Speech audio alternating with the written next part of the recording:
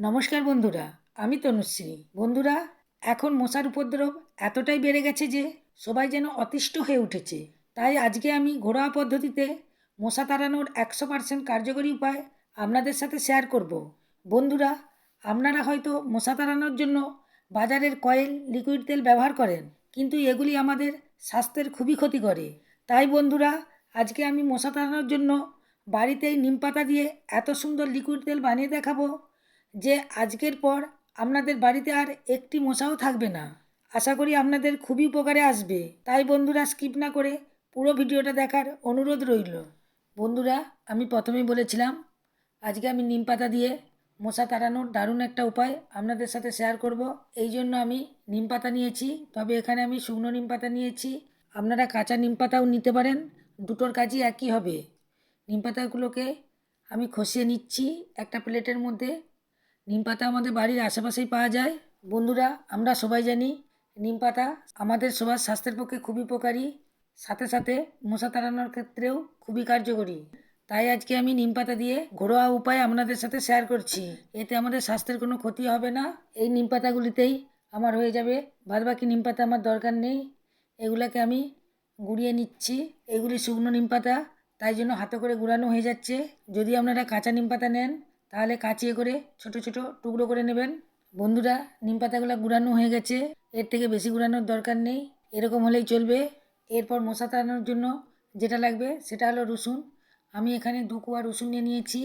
রসুনগুলোকে আমি খোসা ছাড়াইনি, খোসা সমেতই রসুনটাকে আমি গ্রেট করে নিচ্ছি।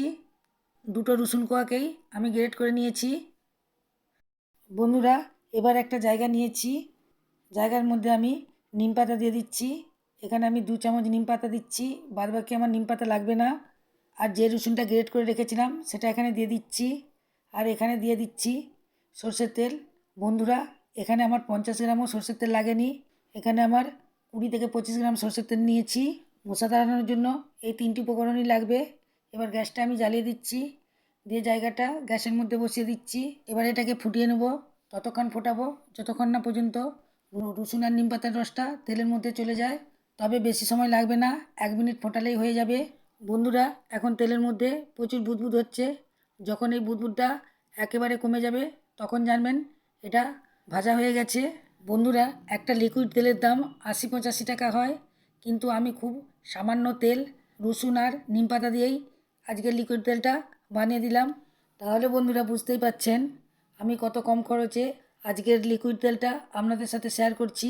দেখুন, এখানে আমি গ্যাসটা বন্ধ করে দিয়েছি, তেলের মধ্যে সব বুদবুদ চলে গেছে, সবগুলো সুন্দরভাবে লাল লাল হয়ে ভাজা হয়ে গেছে, সব রসটা তেলের মধ্যে চলে গেছে।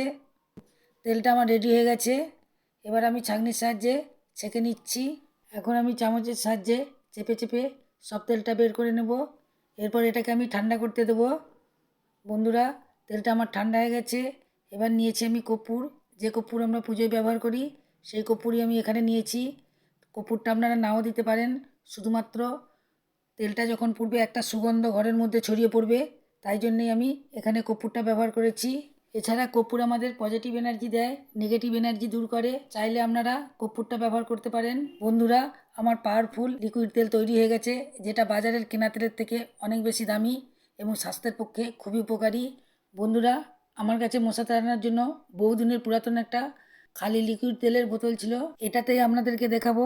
তবে যাদের কাছে এরকম খালি বোতল নেই তাদের সাথে আমি আরেকটা পদ্ধতি শেয়ার করব, তাই বন্ধুরা পুরো ভিডিওটা দেখতে থাকুন। তেলটা আমি ঢেলে দিয়েছি, এবার আমি ছিপিটাকে পরিয়ে দিচ্ছি, তারপর আমি মেশিনের মধ্যে আটকে নিচ্ছি। বন্ধুরা, এটা আপনাদেরকে সুইচে লাগিয়ে দেখাবো। এটা লাগিয়ে দিয়েছি আর সুইচটাকে অন করে দিয়েছি। এটা লাগানোর 2 থেকে 3 মিনিটের মধ্যে বাড়ির মধ্যে যত মশা আছে সব বাইরে চলে যাবে, আর বাইরের মশা বাড়িতে ঢোকার সাহস পাবে না। কর্পূর দেওয়ার ফলে পুরো বাড়িটা সুগন্ধে ভরে উঠবে। আর নিম পাতা দিয়ে বানানোর জন্য এটা স্বাস্থ্যের পক্ষে খুবই উপকারী। বন্ধুরা, যাদের কাছে এই মেশিনটা নেই তাদের জন্য আমি এই পদ্ধতিটা শেয়ার করছি। একটা প্রদীপ নিয়েছি আর একটা সলতে দিয়ে দিয়েছি, আর যে তেলটা আমি বানিয়েছিলাম এই প্রদীপের মধ্যে দিয়ে প্রদীপটাকে আমি জ্বালিয়ে দিচ্ছি। এটা করলেও আগের মতো একই কাজ করবে। বন্ধুরা, যখন মশার উপদ্রব খুব বেশি হবে তখন এই প্রদীপটা জ্বালিয়ে দেবেন। বিশেষ করে সন্ধেবেলা মশার উপদ্রব খুব বেশি হয়, তখন এটা জ্বালিয়ে দেবেন। 2 মিনিটের মধ্যেই সমস্ত মশা বাইরে চলে যাবে। বাড়িতে আর একটিও মশা দেখতে পাবেন না।